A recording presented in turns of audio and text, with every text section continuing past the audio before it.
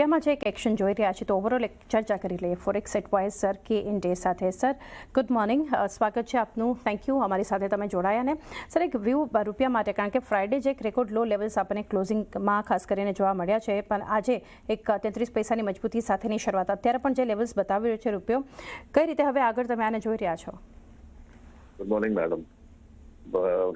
Friday 2:30 વાગે જે રૂપિયાના જે બ્રેકડાઉન થયો 89.80 સોરી 88.80 89 48 53 અને પાછો બેંક બંધ થયા પછી 61, that was purely madam on account of stop loss triggered in the NDF.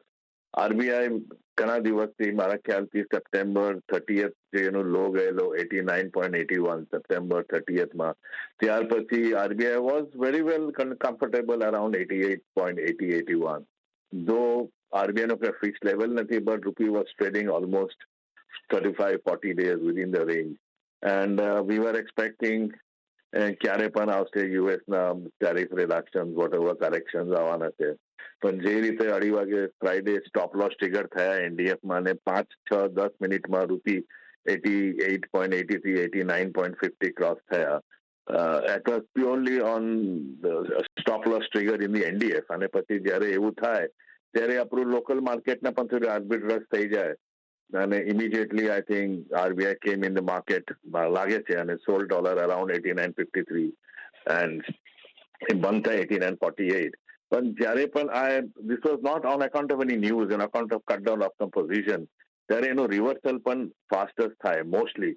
અને આજે આપણે સવારે જોયું રૂપી સ્ટ્રોંગ ઓપન થયા છે અને ઇનફેક્ટ એનડીએફમાં અડધો કલાક પહેલા રૂપીમાં 89.0507 ટ્રેડ હતા. તો ગોઈંગ ફોરવર્ડ મને લાગે છે this was a one of case અને most likely by this weekend or very shortly આપણો કઈ યુએસના પણ ટ્રેડના રિઝલ્ટ આવી જશે. તો I don't see much rupee weakness now. મને મારા ખ્યાલથી rupee going December by this December end 88.30 અને પાછો 88.80 અને 88.30 આવવું જોઈએ. આ જે weakness is a one of case, it is not because of any negative news. તો સ્લોલી રૂપી સ્ટ્રોંગર થવું જોઈએ, મે બી ટુવર્ડ્સ 88.70 પહેલા અને પછી 88.30. જી સર, જે રીતે તમે જણાવ્યું એક વન ઓફ છે. યુએસ ઇન્ડિયા ટ્રેડ ડીલનું પણ તમે મેન્શન કર્યું, પણ જે રીતે આપણને એક ઓવર 20-25 વગર જોઈએ 4.5%નું જે એક ડિક્લાઇન રૂપિયામાં જોઈ રહ્યા છે, રિજનલ પિયર્સ કરતાં સતત જે પાછળ છે. તો જો કે આર્થિક સ્થિતિ અગર જોઈએ ભારતની, એ ઘણી અહીંથી સ્ટ્રોંગ છે. તો કોઈ તમે જોઈ રહ્યા છો ફંડામેન્ટલી કોઈ અસર કરી રહ્યા છે કે એટલું કન્સર્ન અહીંથી નથી જોઈ રહ્યા આપ? એ આપણો ટેરિફ ના હતો પહેલા 25% અને પછી એડ કરીને 50%. એ આપણે લાઈફમાં ક્યારે આપણે ફેસ નહીં કર્યા છે એટલા મોટા. નંબર 1.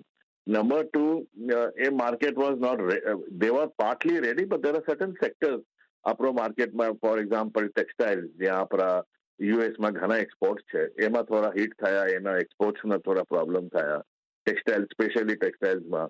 તો એમાં દેટ્સ વેર અવર થોડી એક્સપોર્ટ્સ ઓછા થઈ ગયા. અને આપણો ઓક્ટોબરના જે ટ્રેડ ડેફિસિટ છે તે I think life time high આવેલા છે, અરાઉન્ડ $41-42 બિલિયન આવેલા છે, which is I think very very high. અને તમે જોશો ઓક્ટોબર 2025ના જે ગોલ્ડ ઇમ્પોર્ટ હતા, it was close to $15 billion, which was 200% of the previous October 2024. તો એક વર્ષમાં 200% ગોલ્ડ ઇમ્પોર્ટ થાય તો it definitely affects the outflows. તો મારા ખ્યાલથી going forward I don't C so much weakness મને લાગતું નથી. મગર આપણો ટ્રેડ ડેફિસિટમાં જો કંટ્રોલ થઈ જાય એન્ડ પાછો થોડો નોર્મલથી આવી જશે, મોસ્ટ પ્રોબેબલી રૂપીના રેન્જ થશે નેક્સ્ટ 1-2 મંથમાં 87.70 to 88.30 આવવું જોઈએ.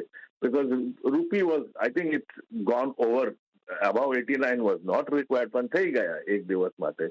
કદાચ આજે અને આ વીકમાં પાછો 89 નીચે આવી જશે madam. Right sir. Thank you અમારી સાથે જોડાઈને રૂપી પર આપના વ્યૂઝ શેર કર્યા. Thank you.